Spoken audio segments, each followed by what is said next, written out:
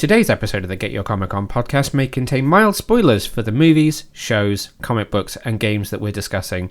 And, if you're lucky, there might be some PG-13 language. So without further ado, let's get on with the show.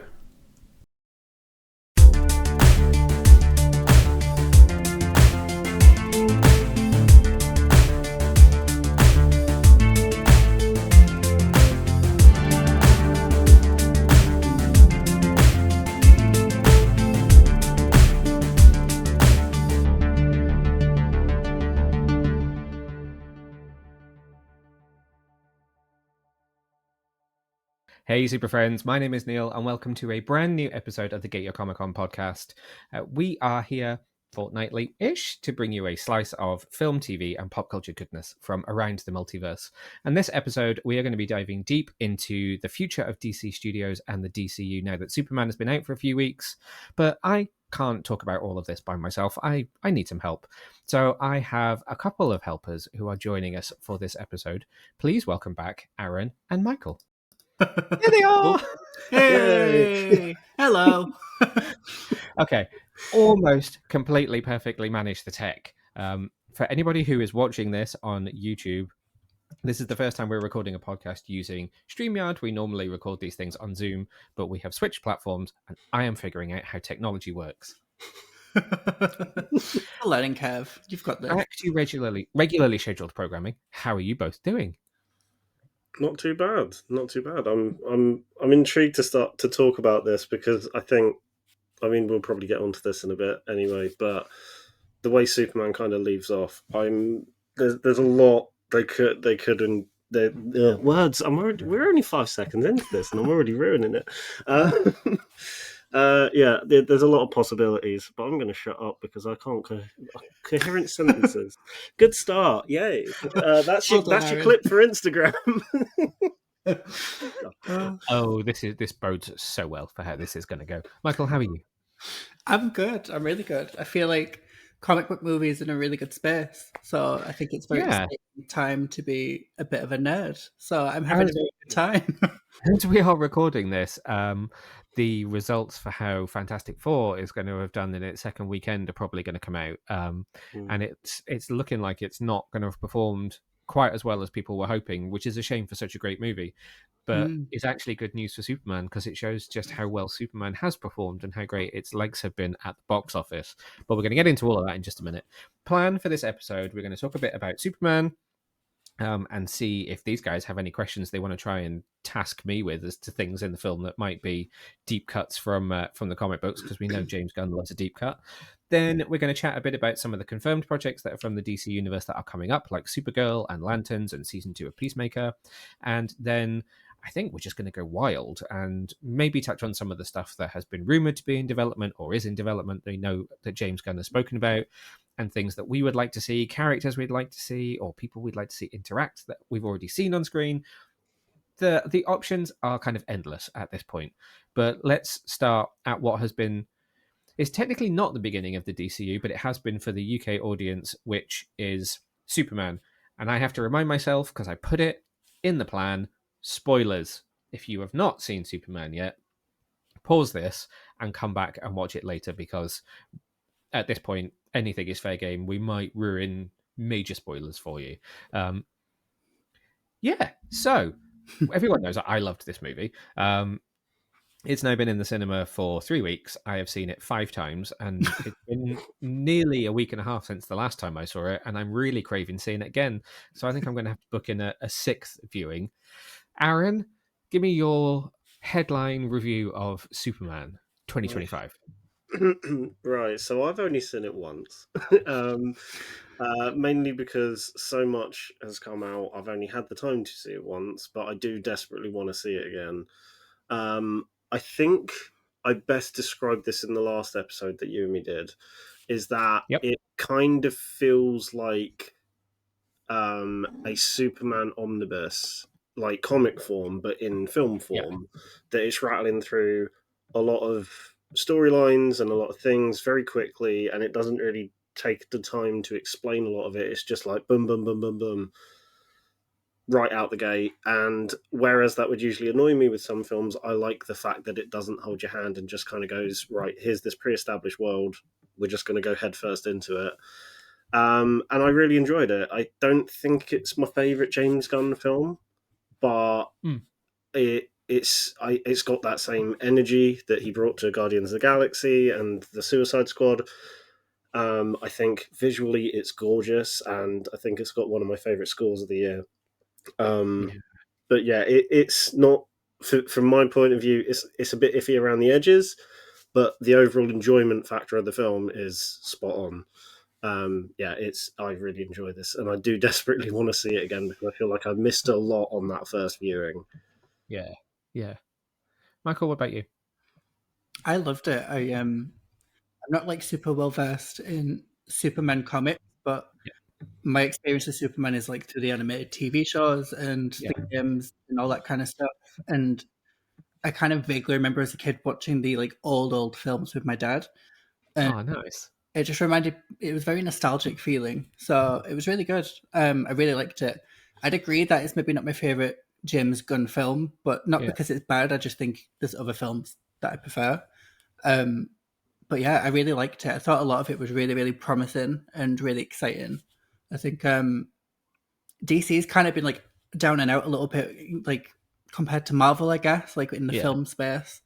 So it was really exciting to see them kind of come in swinging and doing like a really good job. So yeah, really good. Loved it.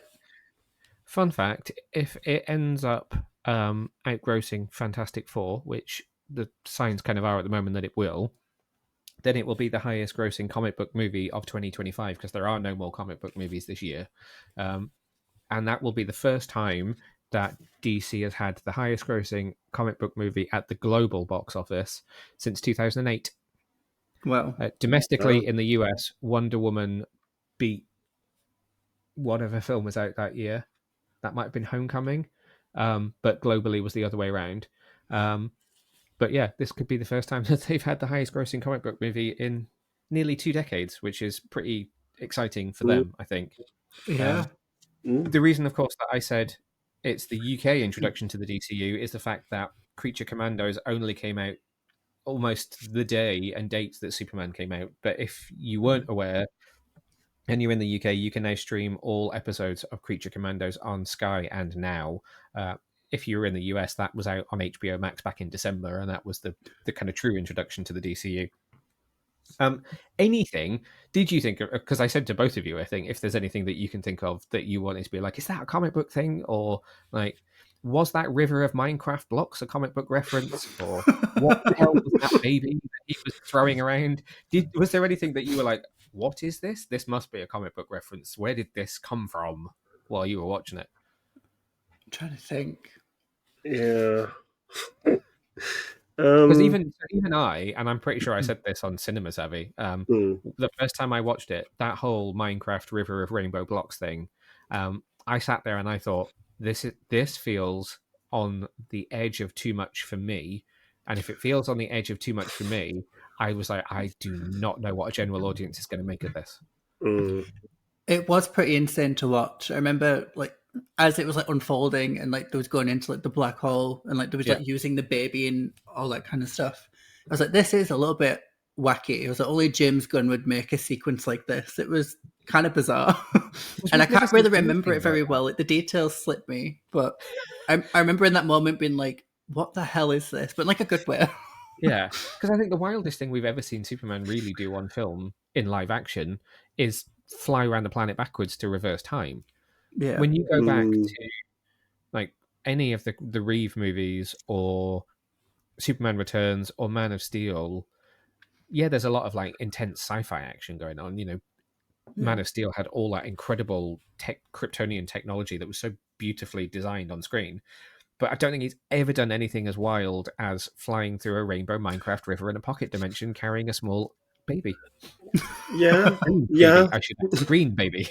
Green baby. Yeah. Yeah, I mean, I was going to say maybe snapping Zod's neck, but that's a whole other can of worms. Yep, definitely. Yeah, that really is. Mm. I think for me, the thing that I look forward to the most every time I see it now, that sounds terrible. Like, when I go see it today, and then when I go see it again tomorrow, um, it's just how optimistic and hopeful it is. I Yeah. saw someone's now. There must be a pirated version of it available somewhere. But I saw somebody had tweeted the wonderful, wonderful speech that he gives after he's flown into Lex Luthor's tower, and Lex is bemoaning him, and he's like, "For God's sake, I get up every single day. I make a choice to save people. I make mistakes, but I Mm. still choose to help people." And I'm just like, it's so Superman. It's Mm. beautiful. I love that Yeah. moment. It's incredible. And I think that's the thing that stands out the most to me is how well his character is written in amongst all of that wacky, like multicolored James Gunn craziness. Mm. Yeah. I feel like Superman as a character is often kind of weighed down in like his responsibility. Like he's never really Yeah. fun. Like especially in like the Yeah. games and like the TV shows I've seen and like the odd comic, he's Yeah. often like really like yeah, like he's got so much responsibility on his shoulders. And this is the first time I've seen it where like yeah, you do see him as a human, and it was just really a great Mm. rendition of the character. So it's really Yeah. sweet. Yeah. Yeah. I feel like there's not many characters that can get away with explaining to you who they are themselves on Mm. screen, No. but he can in that moment, which is, I think, why it's so beautiful. Yeah, I'd agree. Mm. No, I really agree with what was just said because like for me, I know there are tons of iconic portrayals of Superman, but like the default one that comes into my head besides Christopher Reeve is the one from the animated Justice League show in the 2000s, where Yeah. he is like the stereotypical version you'd expect to see of Superman, where he's very stoic Yeah. and doesn't take no for an answer, so to speak. So to see a human side to him, which we haven't really seen that No. much of, it's kind of refreshing, and I think that kind of plays part in part with how they approach um like how he views his parents and how they kind of twist that throughout the film, which again, it's something I was going to kind of ask about. I don't know whether Yeah. that's something they've uniquely done for the film or whether that whole plot line of Lex going into the Fortress of Solitude, finding the full message, that whole thing. I was throughout the entire film, my brain was going, "This feels like something that would happen in the comics," but at the same time, this does feel like also something that James Gunn would uniquely make for the sake of the theme of the film. That message, there are a few different versions of that message in the comics, but it wasn't a million miles away. Mm, I don't know that I've ever read a storyline where Lex has used that to manipulate him before, but certainly that message can be quite mm, controversial, um, Mm. because really they're supposed to be so technologically advanced as a species that they don't. It's not like they are looking down and being like, "You will rule them," mm, but it is a "You will be superior." Just because you are superior, you will have powers, and it's mm, supposed to be a little bit more matter of fact and a bit more accidentally arrogant, just from a point of view of they were such an advanced mm, species that Mm. they just knew that he would be seen as something mm. godlike because he would have powers. I really like the way he twisted it, though. I thought you were going to ask me about Ma and Pa Kent there and how they are portrayed in this film compared to other films, No, which is something that people seem to like talking about a lot. I mean that didn't even cross my mind. It's more just a case of like my brain. Again, I might be misremembering previous films, but like when I think the Christopher Reeve one, when I think Yep. of the Man of Steel one, it is just that first half of the message that you kind of take as, oh, that's just the whole message of Yeah. like you're going to be sent to Earth Yeah. and you're going to protect them and all that sort of thing. And that's kind of what I thought was the norm. And this film kind of went, oh no, actually, there's a bit more to it, and it's a bit darker. Yeah. Um, yeah, that was the. I didn't even consider the Marpar Kent aspect. It was more just a case of like, well, because this is new and refreshing, just for that one simple little aspect that we kind of take for granted. Yeah. I wasn't 100% sure if like, oh, is this a James Gunn thing, or is this Yeah. a comic It doesn't. thing, or is Yeah. it like a half and half? I think it's a half and half. I would say Mm, it's a half and half. That Mm. message is fairly true to comics, but is used in a fairly unique James Gunn type way. I have a question for you both. Yes. What did you think of the evil, like, clone of Superman storyline in this film? Obviously, for me, I'm aware of this through, like, Injustice 2 and, like, Yes. all of the games and stuff. And I was surprised to see it here so early on. So I was curious what you guys thought of it. Yeah, that was one unfortunate plot point that was never a surprise for me. So, Fair. you know, when the mask comes off and the cinema's like, I'm like, really? Did Really? none of you know? It was obvious from the beginning. Yep. So there's a few different versions of Ultraman in the comics. Ultraman is sometimes a alternate universe version of Superman from Earth 3. Someone will come for me and say, no, it's Earth 4. Pretty sure it's Earth 3 from Well, kind of an Injustice League where they're all versions of the Justice League, but they're evil. Yeah. Which is something that you see in games quite a lot. They've liked to use them in games, and if you're playing DC Worlds Collide, which is the new mobile game, they're quite prominent in that, which is actually a really fun game. But then there's also other versions where it's a clone. They just made it a Lex clone. Yeah. Not a clone of Lex, a clone made by Lex for this film. So there's precedent for it in the comics as well.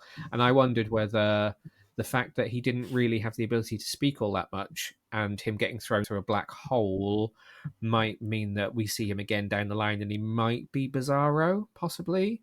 Because his suit was also, if you want to go really, really deep and also look at some of the toys, that suit that he is wearing is a little bit purple. And traditionally, Bizarro is a backwards version of Superman who has a somewhat purple costume. So I wonder whether James Gunn's hedging his bets that there could be some more storytelling for that character if he gets back out of that black hole. Okay. Didn't think of that. For me, it was it was a weird one because I kind of took it for granted, but also was like, I think similar to you, Michael, I was like, this seems really early to be doing a thing like that. But they kind of wrapped it up very, very quickly anyway. So I was like, okay, never mind. You get that fun little shoulder pop just to make you wince after he's thrown him into the black hole. See, I'd conveniently forgotten about the shoulder pop, and now you've just put it back in my head, and now I'm disturbing. Yay. Nice. But so I have something that I could sort of say on that point, which is something that James Gunn said at one of or all of his Q&As when he was in London promoting the film, but it's something that I love, and I have banged on about this point to anyone who will listen to me talk about it, which is basically when you pick up a comic book, if you think about the first time either of you picked up a comic book, it probably wasn't 1938's, Action Comics #1 or Superman #1 from a year or so later, or even a recent #1. It was probably, well, actually, possibly in both of your cases, it was What Did Neil Send Me and Tell Me That I Needed to Review. Where did you get that from? But it was probably more likely the first thing that you walked into a comic book shop and was like, that's a cool cover, I'm going to pick that up, because that's what most of us do. And so you end up coming into the world of comic books through whatever was the thing that you picked up off the shelf, which probably landed you in the middle of a story arc or the middle of some kind of event or something where everything was already in play. And so he felt like, let's try that approach on film rather than starting at the beginning and doing, the same as what's been tried before or what Marvel is doing and has always done, and try let's start at the beginning of the world and then we can go back and tell stories which are from the beginning of it or in the past or in the future and do all these other magical things, which I actually really appreciate. But I also understand why people are then like, well, hang on a minute, I feel like I've just been plopped in the middle of the action and I kind of want to know what happened at the start. I guess in a way that just makes you more interested for more storytelling to learn what happened in the beginning, I guess. Yeah, I agree. I think you've kind of seen something similar with the Fantastic Four as well. Like, we know these characters and their stories. Like, we know Superman, we know his background. So I kind of appreciated being just dropped in it. Like, I don't need to see all of that again. We know it. So I kind of appreciate it, to be fair. I feel like, because the weird one with Fantastic Four is that obviously because it's on its own universe, you can just watch that separately. But which I love. I feel like, and I know this is a weird comparison because like it's the whatever numbered film in the MCU compared to Superman, which is the first, is that I feel like Thunderbolts worked really well in that same regard. Like you could technically just watch it on its own. Yeah. Having that prior knowledge of the characters kind of helps, but at the same time, you can just watch that on its own, and you get a good gist of each character pretty much from the word go. Which again feels like that approach of you coming into a comic series like halfway through it. But with Superman, I think I don't know. It's a weird again because I've only seen it the once. It's a weird one to kind of summarize because it is the first film and it's taking that approach. It can feel like a lot is being thrown at you all of the entire runtime, whereas something like Fantastic Four or Thunderbolts, or even I don't know, Brave New World is a little bit trickier because there is so much pre-contextual stuff that kind of loses you. It is one of those things where it's like, yeah, I can go back and watch those other films to make sense of it, but there is also this standalone thing where Superman is like, kind of going off what James Gunn said, it's like, yes, it throws a lot at you, but those pre-contextual things we haven't seen them yet, and they won't come out until later on. So I think I can completely understand both sides of the coin because it can feel like informationally and like character wise, it can feel like a lot is being thrown at you. I think it balances it all well, but on that first viewing, it takes a while to digest all of it if you're not au fait with the comics. 100%. I feel like if it was really plain, like if the story was really stripped back, I think it would have been a really poor start to this new DC universe. So I kind of liked that it was information overload because there was a lot to digest and take in, and it made it feel promising. Like it wasn't just like here's one story, who knows what we'll do next. Like there's things to pull apart and analyze, which it's what makes the MCU so successful. Kind of like what is coming potentially, so it gets you into it a bit more. And then leading into what we were going to kind of talk about next, which is, other projects which are confirmed or happening in the DCU. One thing that I do think is really interesting and I think shows James Gunn's logical thinking is if you do go and now watch Creature Commandos, we've never seen any of those characters before. Well, we've seen Weasel and the Suicide Squad.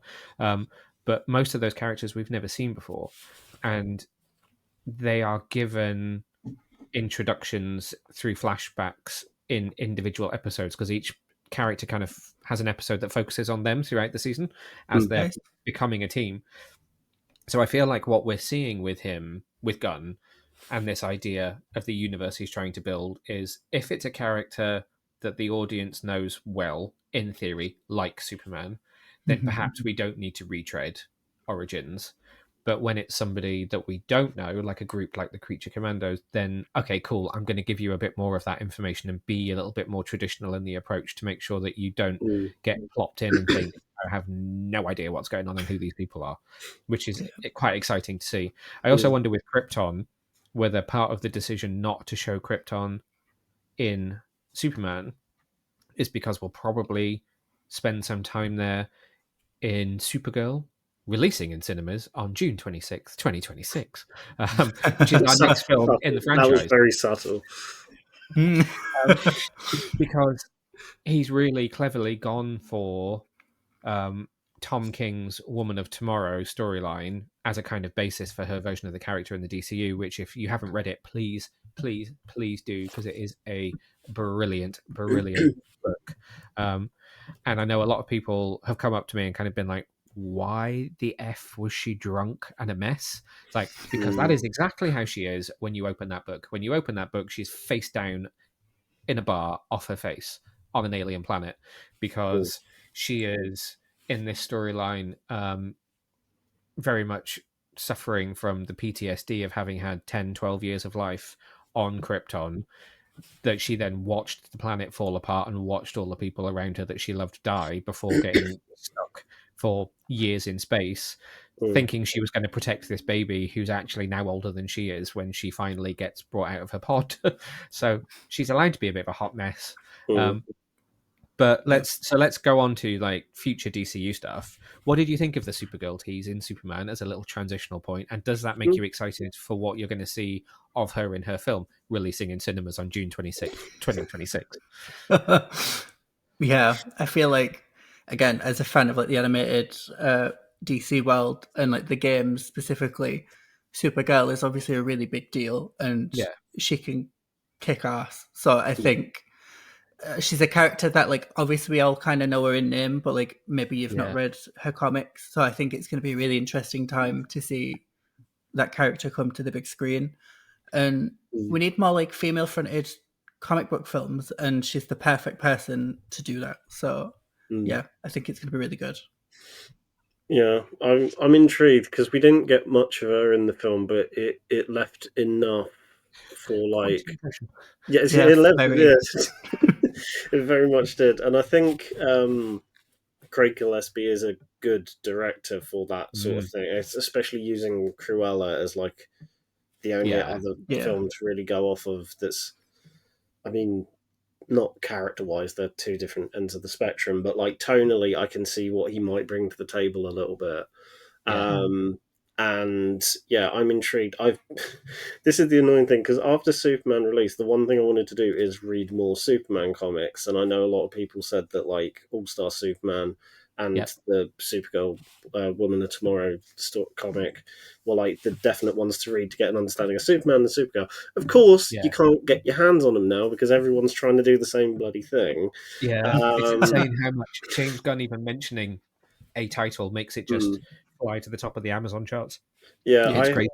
I had the paperback version of Super All Star Superman in my Amazon wish list, and now it's just like so every copy, every version of it, even the Italian one, is sold out. And I'm like, the only version I can get is the German one, and I can't read German.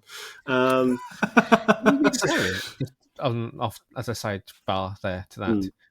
No, but that's the only one that was available last week, and even that one's just sold out. So, I mean, I you could guess read them digitally. You could always go digital. Yeah. true. I didn't think of that. I'm so used to having those Yeah. the trade paperback in my hand. Yeah. That's the only way I can read it. You could get your translate on your iPhone and just kind of scan it with your phone and read it that way. Yeah. I didn't think of that. Now you're making me look stupid, both of you. But yes, really I'm looking forward to Supergirl coming out June 26th, 2026. I am looking forward to it. I wonder how the general audience will take a tonal shift because I feel like it could be a little bit of whiplash for the audience because I think it's going to be quite different. I think Gillespie will try and find the fun in it, and I think he will find the fun in it because she's going to be hopping between all of these different planets, going to all of these random like dive bars and clubs and stuff, meeting all of these different alien races that exist out there. But at the same time, there's a very heartfelt and important story underneath it about her finding who she is, whilst helping this young girl whose father was murdered. And that kind of underpins all of it. So I think it's going to be really interesting to see how it plays out. In my head, I'm for some reason thinking of like and like tonally. I could be completely wrong when it comes out, but like in my head, I'm thinking of this ending up being. And again, this is going off someone who hasn't read that comic. It could be something halfway between Hancock and Guardians of the Galaxy tonally. I feel like that's where it could go. Like visually, obviously, hopping around different planets, you have that Guardians of the Galaxy sort of thing. But in terms of that sort of this person who's like super powered, but honestly just doesn't care, and that sort of thing where they're kind of not using their powers as they could be using them. Yeah. I feel like I know that's a weird comparison to make, but for some reason, knowing how she acted in this film, and again knowing that it's kind of doubled down on in that story, I feel like for some reason Hancock's the only thing that's really coming to me. Yeah. Okay. Yeah, I don't know why. It's just they might borrow bits from that. They might just leave it alone. I don't know, but that's the only comparison I've got. I think the Cruella comparison is quite interesting because in the poster that we've seen, it's the spray paint over "look up" and it's "look out," and that feels very Cruella coded. So I think you're onto something. Yeah, it's true. She might have a lot of that kind of spunkiness about her. If it carries over like the punky anarchic sort of tone of Cruella, I'm fully on board with that, especially Yeah. considering if it uses a similar sort of soundtrack that Superman did. I feel like that could be where it finds that sweet spot of taking elements from the Superman film that worked, i.e., the visuals and the soundtrack, and then Greg Gillespie taking what he did with Cruella and just kind of finding a weird sweet spot. I don't quite know how it would work or how it would look, but I feel like that's where that's where the join will be. Is that. And the thing that I love as well, and I do not want to make this a kind of Marvel versus DC, because I'm all about making sure everyone knows that there's not really a rivalry and you can like both. But just in terms of the regular criticisms that get leveled at Marvel, I mean, so we are, 10 months away from when Supergirl will release in cinemas on June 26th, 2026. And it's been in post-production for 6 to 8 weeks already. Yeah. It really has gone to visual effects houses for them to work on it for up to 12 months before Which is it's released. That's really refreshing. Yeah. Unheard of at this point. Yeah, exactly. But before we get to that film, we have Peacemaker Season 2, which is releasing in the I think the first episode is in the US on August 21st, which probably means it'll be August 22nd for us here in the UK. Will be on Sky. We've had a couple of trailers. There was a new one that just dropped at San Diego Comic-Con. Were you both fans of Season 1? Where are you on your thoughts on Peacemaker? I've not Aaron, seen you're Season shaking 1. your head, so I'm coming to you first. I've not seen Season 1 at all, but it is something I really want to watch. It's one I thought of those. that was like an emphatic, like, I have. No. No, it's one of the. I think this is something we kind of touched on in a previous episode when we were talking about where the hell to watch Harley Quinn, and it was a similar thing for me with Peacemaker. Like, I didn't realize Season 1 was already available because I think it took, similar to Creature It was Commandos, a bit delayed getting to us. Yeah, it took quite a while. So for the life of me, for the last few years, I've been like, I'd really like to watch Peacemaker. Don't actually know where, but now that Season 2 is coming out, it might be one of those things to wait for that to fully come out and then just do both all in one go. But I have seen the trailer for Season 2, and I'm very intrigued because, again, not knowing much about the show other than who's in it, I'm intrigued to see if this will patch things up in terms of where the last universe kind of abruptly stopped and what bits James Gunn might take and reuse for this. Yeah. Michael, what about you? I've sadly not seen either season. Okay. I couldn't find it to watch. But Should it is be on my Sky list now, I would imagine. I think so. Well, I was Googling then. I've read something the other day that apparently HBO Max is coming to the UK next year, which will... and I would imagine that will unify a lot of DC content because there's still some stuff that's never been released in the UK that is available on HBO Max in the US, so I'm hoping that will open the doors to some of that. Yeah, I was just about to say, I think that will be massive for DC because, again, it's kind of fracturing the audience a bit, which they can't help, but I get it. But yeah, I've not seen it, but I've seen...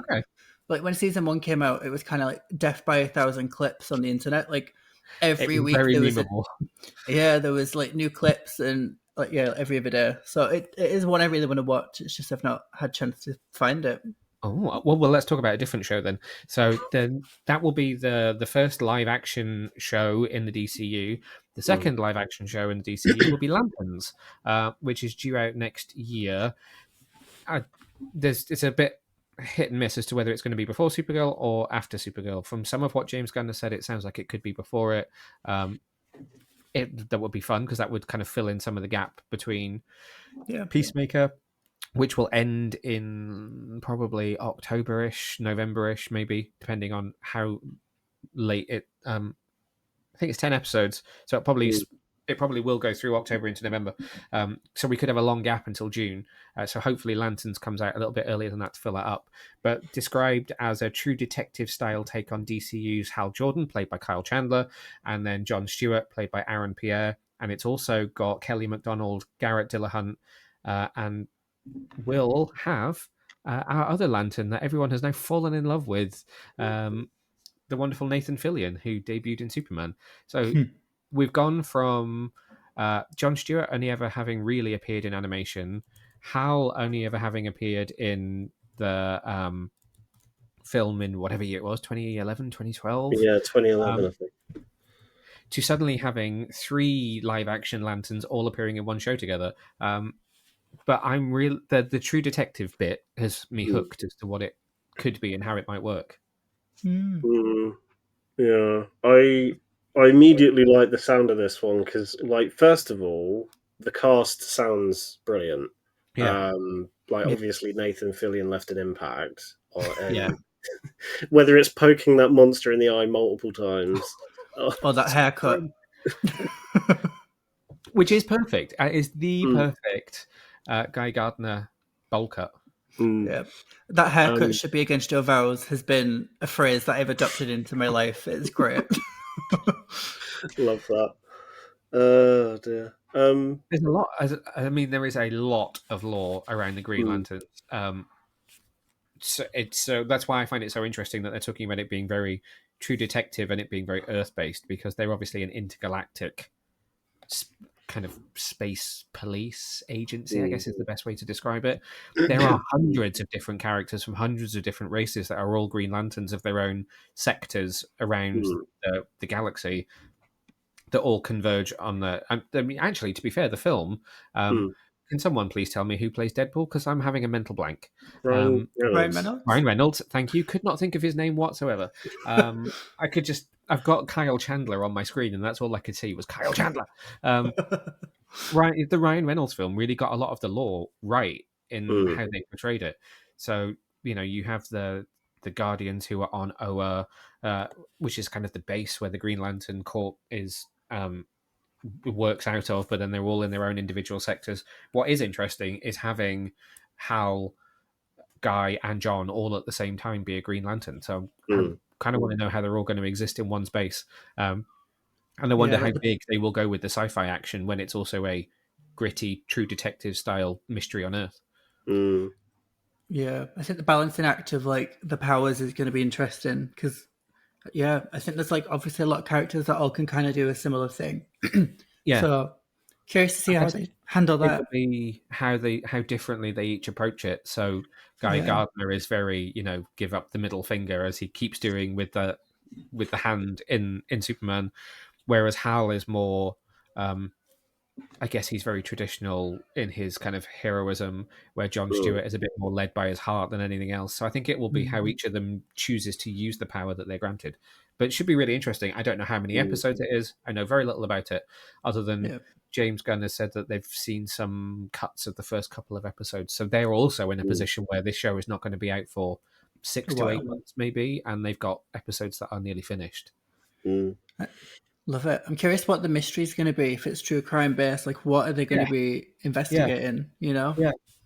Especially with it being Earthbound, because it could, like the origin story that you see in the Ryan Reynolds film is exactly how his origin is in the comics. A Green Lantern crashes to Earth, having been attacked in his ship, and dies, and the Ring chooses Hal, and that's how he becomes a Green Lantern. He's not chosen through the traditional mean, but if Mm, they're all already lanterns, then we've kind of skipped over the origin story again.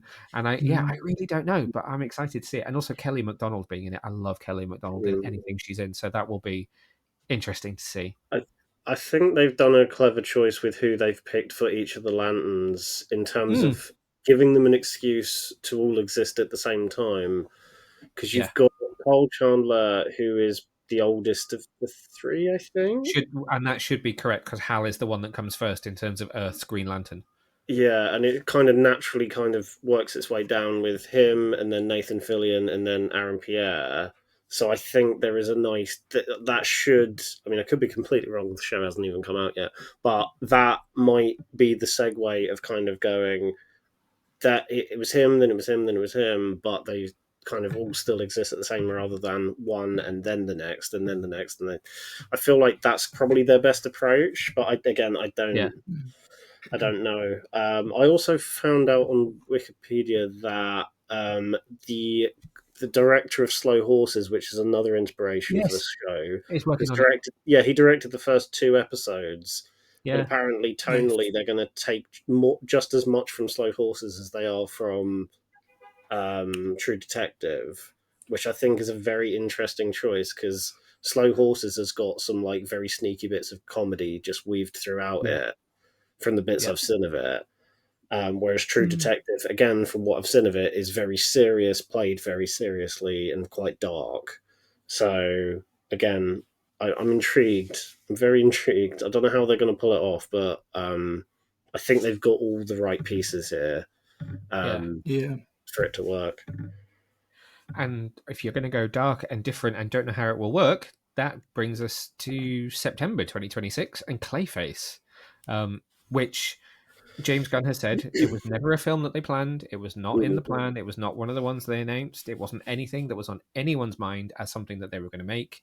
And then the script comes along, surprised them all, and they were like, okay, this is actually kind of awesome. And here we are. It's going into production in the next couple of weeks. I really don't know what it's going to be. All I can think of is the substance. That's the only thing I can think of as what can be what could have inspired a script that would work for a character like Clayface, and that is a film like The Substance.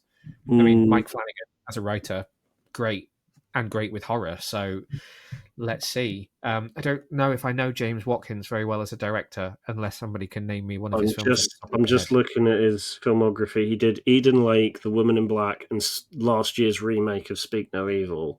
He did. He did the James McAvoy version. I was going to say James Cameron. The James McAvoy version. Okay, interesting. Okay, he definitely knows how to do creepy then. And I've just also seen he's done an episode of Black Mirror, which is probably the most traumatizing episode, which is Shut Up and Dance. Okay. That one is, that's an interesting choice. If you've seen the episode. And then we have Tom Rhys-Harris playing Clayface, who people will know from Dot and Bubble of Doctor Who. And plenty of rumours that Naomi Aki is potentially going to sign on as the female lead. I'm interested to see it, especially Eden Lake being one of James Watkins. That's one of my favourite films. I didn't even piece that together. That film is crazy. I don't know it. Explain. It's essentially this couple get tormented. It's a horror film, so they get tormented by these really nasty older teenagers, and it ends up them just trying to fight for survival. And the ending of the film is honestly so dark and twisted. It doesn't end in a good way. It's quite daring. So I think it's going to be an interesting film, especially because Clayface and Harley Quinn is so comedic. The tonal shift from that to this is going to be crazy. Yeah, definitely.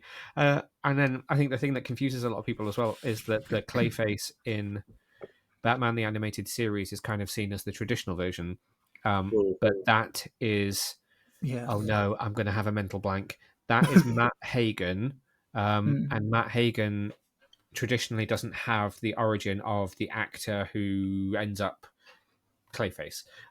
One of the other Clayfaces. Who are the Clayfaces? Because I can't remember his name. They basically mixed the more famous name with the origin of a different version of the character. So Basil Karlo is the actor. Traditionally, Basil Karlo is the actor who gets transformed into Clayface. Matt Hagen is more of a kind of unfortunate, wrong place, wrong time, gets splashed with a chemical, ends up melted kind of origin story. But they mix them together for BTAS. If you watch Batman the Caped Crusader on Prime, they use Basil Karlo and give him the traditional version of the origin story in that, which I wonder if that will be part of the blueprint for this film as well. Because at the moment, it seems like we all think the internet is basically presuming that Tom in this film will be Matt Hagen, but I wonder whether he'll be a Basil Karlo, because the rumor is that he's going to be an actor. I'm saying a lot of words. Somebody else talk. Wasn't it also confirmed that the the villain for the Batman Part 2 was going to also be Clayface? I don't think it was ever confirmed. I think it was just a strongly rumored thing, particularly given that I think that was really talked about sort of 6 to 8 months ago, and the script only came in the last few weeks. So I don't know how much truth there is to that. Okay. I feel like they set that one up for Mr. Freeze, surely. The way Gotham floods and everything. I feel like that was quite a natural villain. The Penguin series ending as we're going into winter as well. I wonder whether that's you're setting up for something a bit Mr. Freeze-esque, which would be very interesting in that world, and perfect segue into the only other confirmed project from DC Studios with a release date, which is the Batman 2 releasing on October the 1st, 2027. Not set in the DCU, but a DC Studios Elseworlds release. Okay, okay, cool. Right, so Michael, I'm coming straight to you, which is would you like Robert Pattinson to be the DCU Batman? Where do you fall on this? I feel like it makes sense. Like him and David Corenswet are kind of a similar age. His Batman is a very dark contrast to Superman's light. Like it feels like they're already setting it up in the most beautiful way. So like, why not? Also, having Pattinson be Batman and then moving to someone else that's Batman feels, I don't know. It feels like you're gonna like immediately. They're gonna be comparing them, kind of like what we've had with other actors in other roles lately, where it's immediately just like pitting them against each other. So diplomatically put. Trying to avoid them Snyder people. But the Reverse is solid, well thought out, and it just makes sense to me. But why wouldn't you want that? You know? Are you on side with it, Aaron? Where do you fall on the argument? Well, as the one guy in a Batman t-shirt, I'm very diplomatically just DC for those who are listening to this on podcast platforms rather than watching us on YouTube. I was thinking like, oh, I'll wear a Superman t-shirt. Oh, hang on a minute, I don't have a Superman t-shirt. This is the closest thing. So anyway, it's one of those things where like the more I think about it, I'm still conflicted because, like Michael said, they're about the similar age, and I think timing wise, in terms of how long they have been their respected characters, it's also about the same because in the Batman, he's been Batman for about 3 years. Yeah, year 2. And then obviously going into the next one, it'll be about year 3 or year 4. And then with Superman, he's been Superman for about 3-ish years. 3 years. Yeah. That kind of nicely plays within each other. I think the one thing that I think, and this is, again, a very conflicting thing, because I like the fact that with the projects going forward in DC, there will be a distinct shift in tone with each thing. Like Clayface is going to be completely different to Lanterns. Lanterns is going to be completely different to Supergirl and vice versa. And I really like that. And it's something we're only just starting to see with Marvel a little bit, because Thunderbolts is nothing like Fantastic Four, and neither of them are anything like Ironheart or Agatha all along. Yeah. And I like that approach, but at the same time, I'm thinking the Batman was really dark, and will that? It's one of those weird things. I'm not quite convinced in my head. I would like it to be a thing, but at the same time, I don't know. It's one of those things where we're so early on in the DCU, they could literally do anything, and I think it would work. Yeah. But I don't know. I'd be happy if they did that. But at the same time, if they want to go with another Batman for Brave and the Bold, I'm happy with that either. I don't really mind. I will go with the flow. I will just go with whatever they give us at this rate. I'm going to be controversial. I don't want it to happen. So I think it could work, and I completely agree it could work because the ages are perfect. But we have never had a Bat family on film. We have never had. We obviously had Chris O'Donnell as Robin. Very well done, if far too old. But obviously with Brave and the Bold, the idea, if it remains the idea that James Gunn originally pitched, is that Damian Wayne will exist, meaning that Bruce needs to be old enough to have had a child with Talia al Ghul. And okay, obviously they can play a lot with time. And, it doesn't, not everything has to be exactly as it is in the comics. I'm not saying everything has to be exactly. But in theory, if you were using a comic book timeline, if Damien exists, then you have to have Dick, who has to, I can't say it without laughing. So he has to have been Robin and grown up and become Nightwing. Do you know how hard it was when we were a podcast about Titans? The amount of times I had to say Dick. You have to have had Jason Todd. He has to have been through having been bludgeoned with a crowbar by the Joker and become Red Hood. You have to have had Tim Drake be Robin. You have to have had Stephanie be spoiler and then be Robin again and then go back to being spoiler, which means you kind of also need a Barbara Gordon as Batgirl, which kind of also then suggests that the Killing Joke might have happened if she is, you know, in a wheelchair in Oracle, which then leads you to Cassandra Cain, and suddenly you've got like an entire Bat family. I've just thought of a theory. I don't even know if this would work, but like I know when James Gunn initially made the announcement of like this is everything that's coming up, yeah, and he said that the Batman is Elseworlds, and obviously now that line is a little bit blurred, possibly, especially with the introduction of Clayface and new projects that were not in that initial slate. Mm-hmm. I don't know if this theory is going to work because I literally just thought of it on the spot. But as you're explaining all that, my brain was immediately thinking, hang on, what if the Batman and the Brave and the Bold are all in the DCU, but the Batman is like, we're being seen the early stages of that same Batman that we will see in the Brave and the Bold, which is the older version. Do you know what I mean? Like they coexist film-wise at the same time, but we're seeing like this is the start of his career, that's the end of his career, so they can all exist in the same time, and then all that middle stuff that you explained can still happen, but there is enough ground between them that they can cover that however they want to. There were a lot of people for a while that coped by saying that Robert Pattinson was just young Ben Affleck as well. Well, that makes sense, actually. When people were desperate that Ben Affleck would continue to play Batman, there was a feeling of, oh, could Robert Pattinson be the origin of Ben Affleck? That's a very interesting point. That is an really interesting put it forward that way. I do really want to see. Sorry, no, it's all right. You go. I was going to say I do really want to see the Bat family come to life. I just hope that all of them, like points you made, like the Killing Joke and all of these different points. Like, all of that. I want to see it all unfold, which makes me kind of hope that if Robert Pattinson sticks around for a while, like maybe he can like. I really can't envision his Batman with a Robin. That's not to say that they shouldn't try, but in my head, it would be a major sell right now to make me believe that Batman would ever take on a Robin. Unless they do. Again, same issue with Christian Bale. I could never see Bale taking on a Robin, but then they kind of almost made me believe it with Joseph Gordon-Levitt in Dark Knight Rises. Yeah, it's one of those things where like they could do a convoluted thing of having.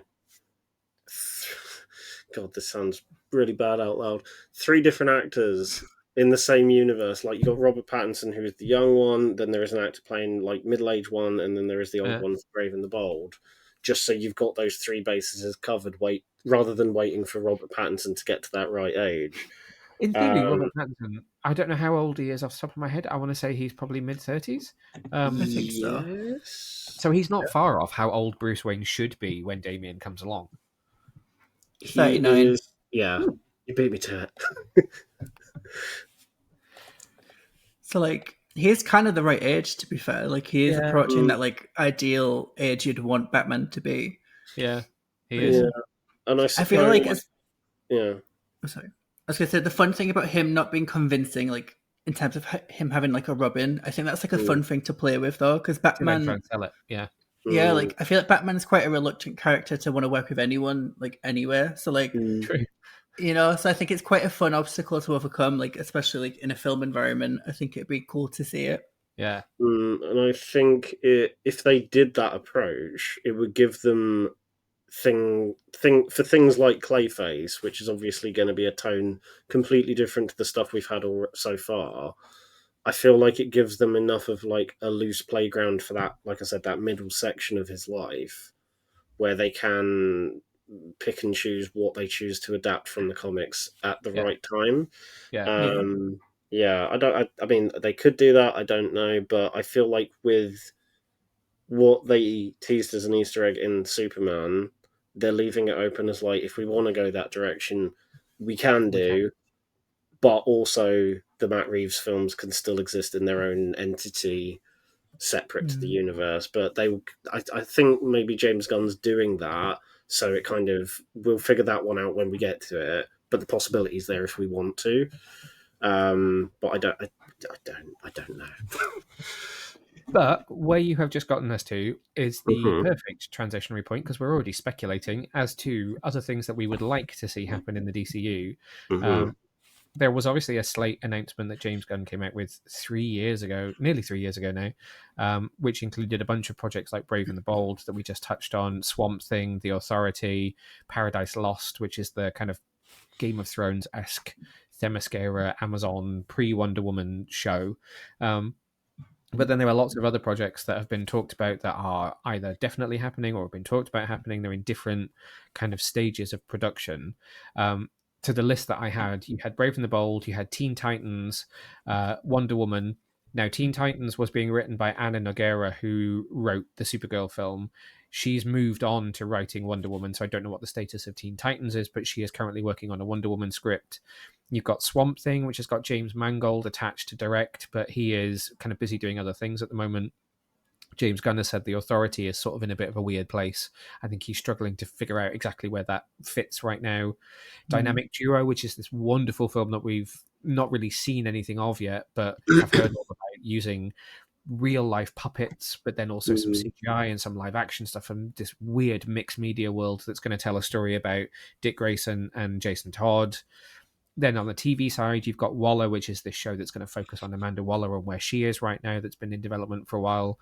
Sholo Mariduena is working on Blue Beetle as an animated show, him returning to the role. Booster Gold was in the initial announcement, which would be kind of a more time travel comedy.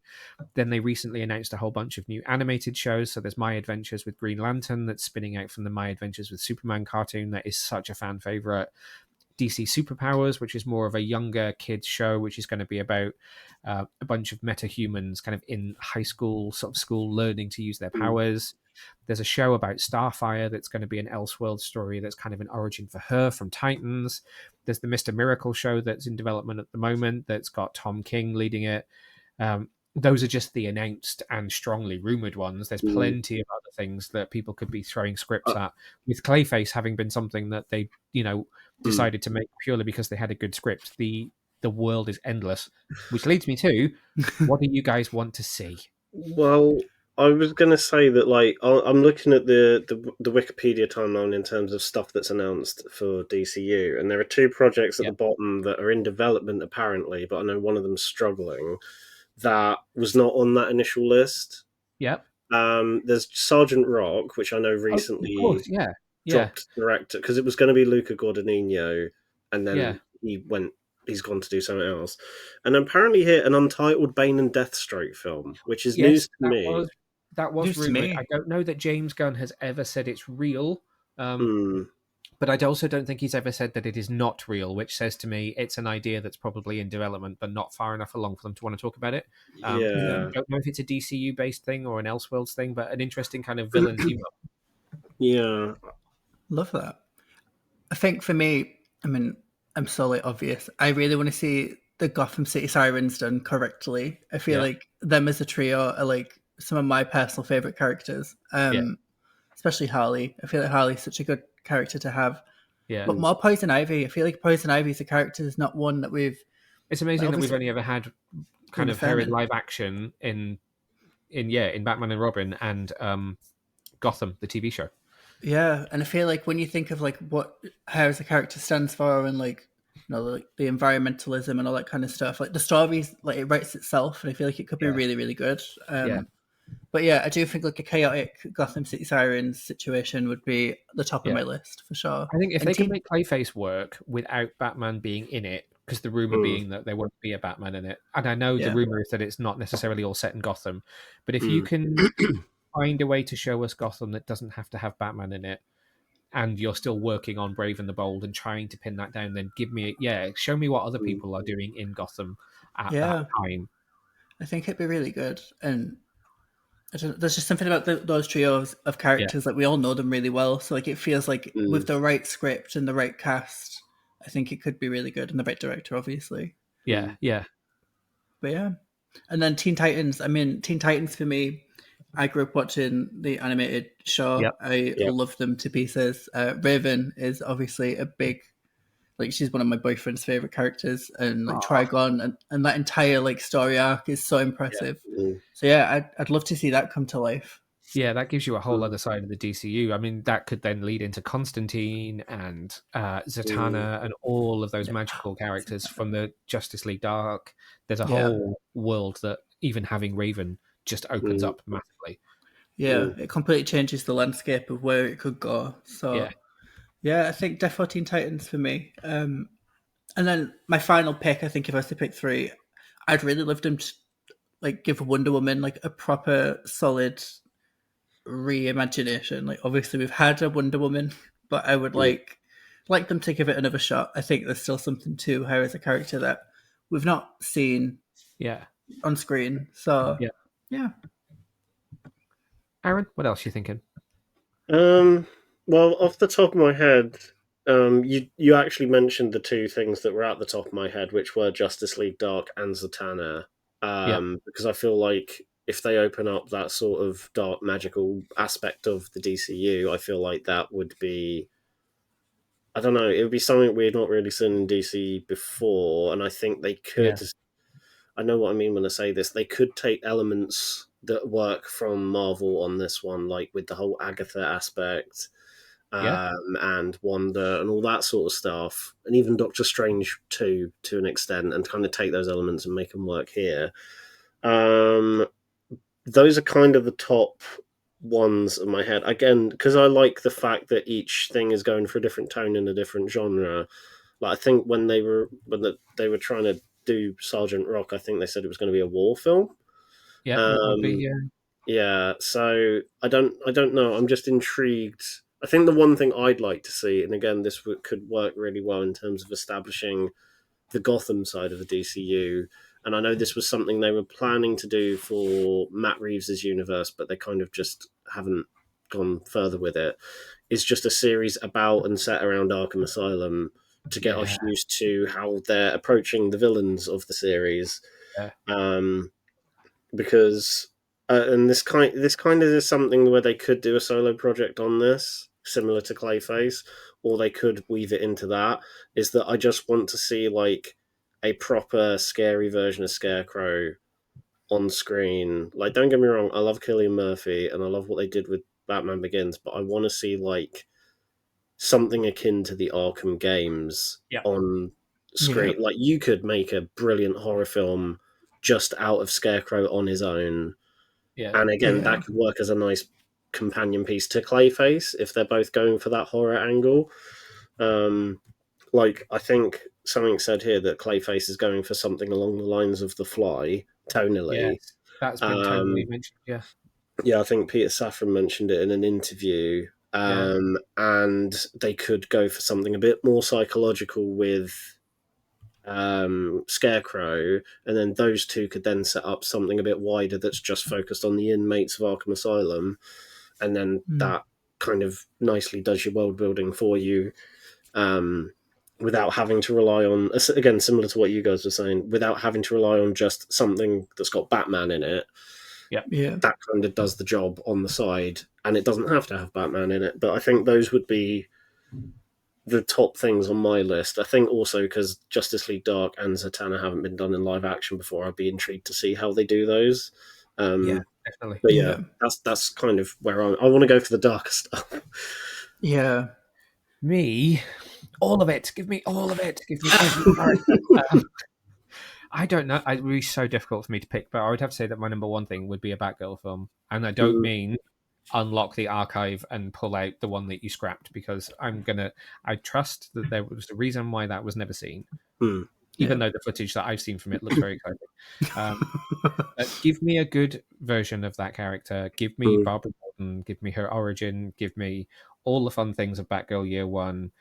Tie her relationship in with Robin and Dick Grayson, because sorry to Starfire and Nightwing fans, but I am #Dick Babs all the way. That's the name. That is the ship name. It is Dick Babs. I'm not being rude.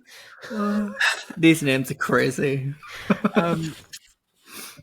Hey, before you were born, we had to deal with #Spuffy for the Spike and Buffy films. That was a horrible one. I never liked Spuffy. That's rough. Yeah. I like what you said about Wonder Woman, though. I think it would be interesting if they could find a way to do the Hippolyta crafting her out of clay on the beach and bringing her to life as a clay baby would be really interesting to see, like, carried out on film. And I do feel like James Gunn is putting a lot on the Amazons and Themyscira, with the fact that Paradise Lost had been in that initial slate, and how and I don't want to spoil anything because I don't think either of you have watched it, but how important the Amazons are in Creature Commandos, which was unexpected given that there wasn't a Wonder Woman kind of project announced other than this kind of pre-Wonder Woman TV show. So I'm interested to know politically what he would like to do with the Amazons, because I think he's cooking something. Teen Titans, absolutely would love to see them together on film. I am really intrigued by Dynamic Duo and this idea of the puppetry and how you can do puppetry and live action. I think that it could just not work, or it could be beautiful. So I'm really intrigued by that. I would like them to announce more Harley Quinn. Please keep Kaylee Cuoco in that role. We need a season 6 because season 5 was just incredible. I'm going to, however, go on record and say I think I know what might come next, because James Gunn has talked about the fact that he's working on a sequel that's not a direct sequel to Superman, and that's what he's writing at the moment. He said, if you want a direct sequel, go and watch Peacemaker, which is very interesting to me because I don't quite know what in Peacemaker is going to make it a direct sequel to Superman, other than Rick Flag Senior carrying through. So Frank Grillo having gone from being introduced in Creature Commandos into Superman into Peacemaker. However, I think what this not direct Superman sequel that has a quote unquote major role for Superman in it will be a Superman Supergirl team up with Brainiac coming to Earth to attack. That's what I'm fingers crossed for, and I'm planting my flag in the sand that that's what I think he's working on. Is going to be the two of them teaming up for what will be the next kind of movie to be announced. That'd be so good. Yeah, I'd love that. I think we're building out Metropolis and the Kryptonians to then bring in a slightly more global threat that would maybe catch the attention of. Did you want to be on camera? Do you have an opinion? Might catch the attention of other heroes who are on this earth to maybe start bringing different combinations of characters together, maybe forming a league down the line, if you get what I mean, like starting to edge the pieces together towards that. Yeah. That's my thoughts on it. I think we're kind of probably at a natural end to the conversation. There's not really any other projects or sort of rumors to go on at the moment. I think there's just a lot of goodwill based off of how well Superman has performed, and a lot of excitement seeing how well this world is already realized just based off one film and one animated series. Do we all agree? Do we think the future looks bright right now? Yes. Very. There you go. Resounding answer. Which actually kind of leads me into what we might be talking about in our next episode coming up in a couple of weeks. Now, fingers crossed, there might be some interviews around the second season of Peacemaker. We are waiting to find out if and who we might be talking to and when we might see it. But certainly when we're back for another episode, I'm hoping that I will have at least seen some and can talk a bit about what's happening in Peacemaker Season 2. I also want to talk about Alien Earth. So if anybody fancies talking with me about the new Alien show, I went to the premiere of it last week. I just chatted to some of the cast, and I've seen most of the season. So I'm kind of itching to talk about that, but it's under embargo at the moment. But planning on that being quite a major focus in our next episode. Before we sign off, things that you guys are up to at the moment. Michael, you're now on camera a hell of a lot more than I have ever seen you before, TikToking to like extreme amounts, and you're just everywhere, gaming and doing other things. What are you cooking at the moment? I'm just tormenting the internet, to be honest. We're obviously doing a lot of reviews and a lot of live streaming of games. So if you want to check that out, you can follow me at The Digital Spiral. And then obviously reviewing comic books at Get Your Comic On. We're currently... There's a Poison Ivy out this week, by the way. Did you want it? Of course I do. Cool. But yeah, Coming to you very soon. But yeah, I'm just kind of looking ahead at what's coming up and getting excited for all of the new juicy films. Mortal Kombat 2 is very much seared into the brain at the minute. But yeah, so checking out all the new films and live streaming games and comics, of course. Aaron, what about you? What are you up to? I'm glad you went to Michael first because I don't really have an answer.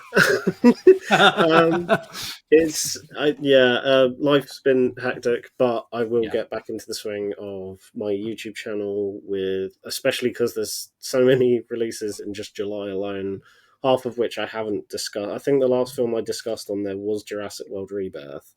So there's definitely stuff I haven't talked about that would make for good videos. I just need to find the time.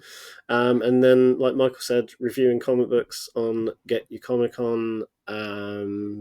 Yeah. I don't know. I'm always bad at this section. I know what's coming up, but then I'm like, I don't know. Well, thank you both for joining me to talk about DCU. It's always nice to talk about DC with other people, other than, like I do in my head 24/7, being the DC shill that I am. Thank you, everyone, for tuning in. Please do like, share, thumbs up, whatever platform you're on. Do something positive. Leave us a review if you feel like it, because it helps us find more listeners and more watchers. Until next time, please do stay safe, stay well, and we'll see you very soon. Bye.